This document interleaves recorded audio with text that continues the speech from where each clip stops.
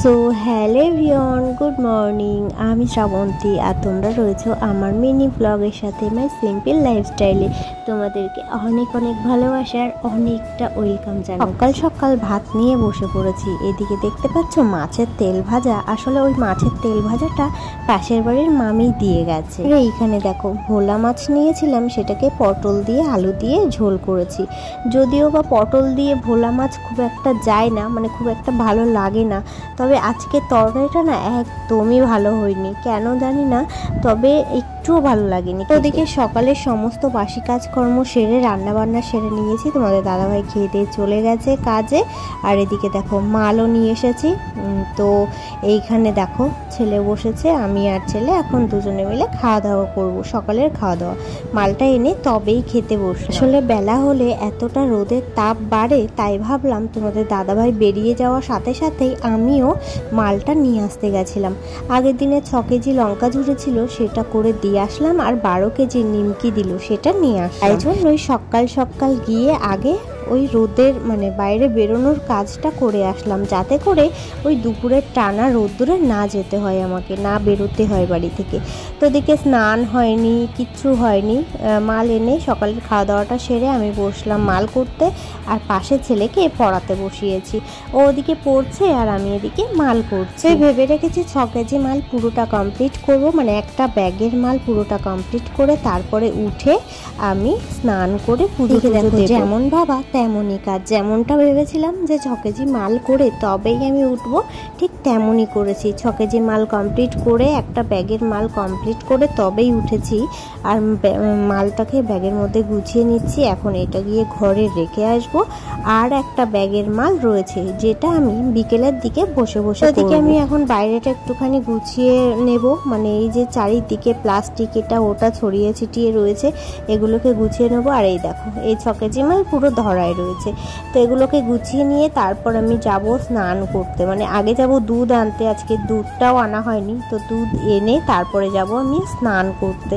স্নান করে পুজো দিয়ে তারপরে আবার দুপুরের খাওয়া দাওয়া সারব। সময় দুপুর 1:30, আর আমাকে দুধ আনতে যেতে হবে, স্নান করতে হবে, পুজো দিতে হবে, মানে সব কিছু মিলিয়ে আমি সে প্রায় 2টো বেজেই যাবে। তো ভাবলাম স্নান সেরে পুজো সেরে তারপরে খাওয়া দাওয়া সেরে তারপরে না হয় আমি আবারও একটুখানি রেস্ট নিয়ে মালে বসবো। তবে কি হয়েছে ব্যাপারটা, আমি দুধ এনে এসে তারপর না একটু কিছু খেতে ইচ্ছা করছিল। তো তার জন্য ঘরে ছিল পাকা আম। তো এদিকে একটা পাকা আম কেটে নিয়েছি, আর ছেলে ওদিকে শুয়ে শুয়ে ফোন দেখছিল। তো এখন আমি আর ছেলে দুজনে মিলে বসে বসে এই পাকা আমটা খাবো, আর তারপরে যাব স্নান করতে। দেখো এদিকে আমার পাগলটা দুপুরে খেয়ে দিয়ে কিন্তু ঘুমিয়েই পড়েছে। আসলে ওই যে কালকে দুপুরে ঘুমায়নি, আর আমি সেই সুযোগটাই নিয়েছিলাম যে যেহেতু ঘুমালি না সেহেতু পড়তে বস। তো আজকে কিন্তু একদম টাইম মতো ঘুমিয়ে পড়েছে। চলো ওদিকে ঘুমাচ্ছে, আমি একটু রেস্ট নিয়ে তারপরে আবার বিকেলে বসে মাল করছিলাম। আর এদিকে সন্ধেবেলায় দেখো কেমন পোকার উৎপাত হচ্ছে।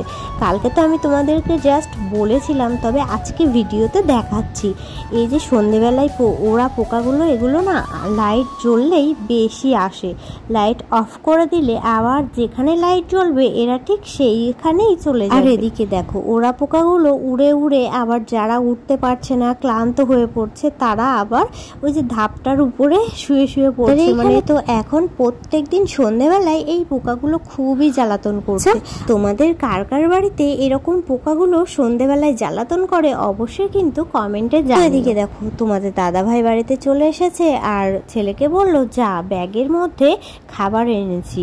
তো এ দেখো ছেলে বাবার ব্যাগ থেকে মুড়ির প্যাকেট আর সাথে এই যে খাবার বের করলো। তো চলো আমরা এখন সন্ধ্যের টিফিন করব।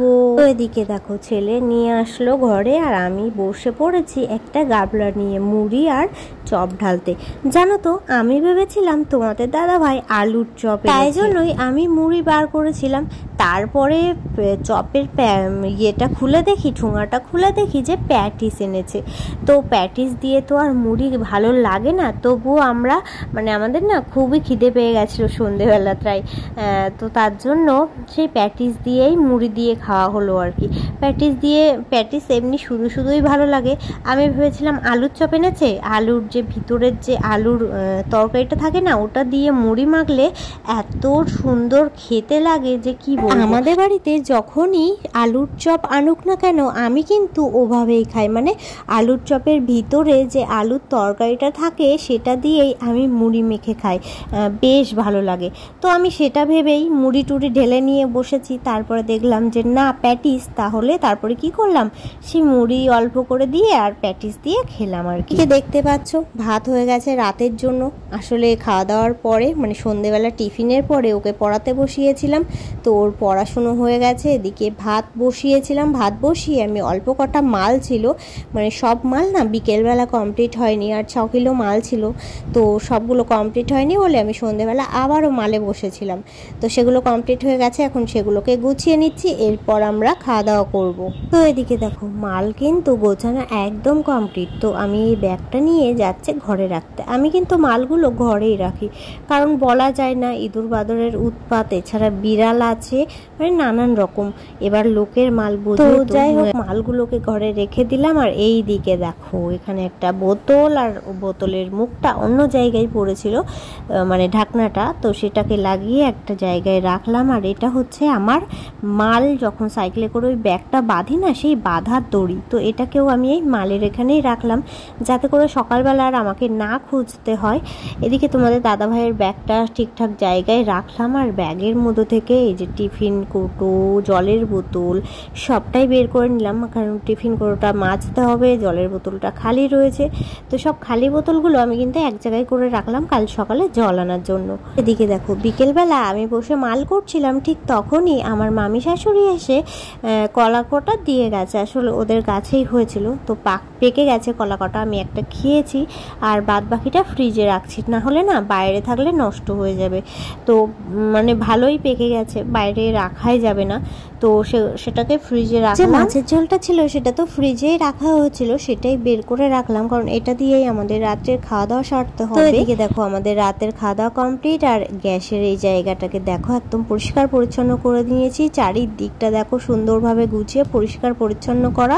এখানে বাসনগুলোকে ওইভাবে সুন্দর করে ঢেকে রেখেছি। তো আমার রান্নাঘরের কাজ আমি কিন্তু রাতের বেলাতেই সবটা এভাবে পরিষ্কার পরিচ্ছন্ন করে রাখি, তাহলে কি হয় জানো তো, বেশ ভালো, মানে একটা ফ্রেশ ফ্রেশ ব্যাপার লাগে। আর সকালে উঠেও আমার অতটাও কাজের চাপ থাকে না, মানে একদিক থেকে না হালকা হয়ে থাকে। আমার মতো কে কে করো, মানে রাত্রেই এভাবে সবটা গুছিয়ে পরিষ্কার পরিচ্ছন্ন করে রাখো, অবশ্যই কিন্তু কমেন্টে জানিও। এই ছোট মিনি ব্লগটা যদি ভালো লেগে থাকে অবশ্যই ভিডিওটাতে লাইক করে দিও, সুন্দর করে একটা কমেন্ট করে দিও, আর চ্যানেলে নতুন হয়ে থাকলে অবশ্যই কিন্তু চ্যানেলটাকে সাবস্ক্রাইব করে দিও। তো চলো আজকের মতো টাটা, গুড নাইট।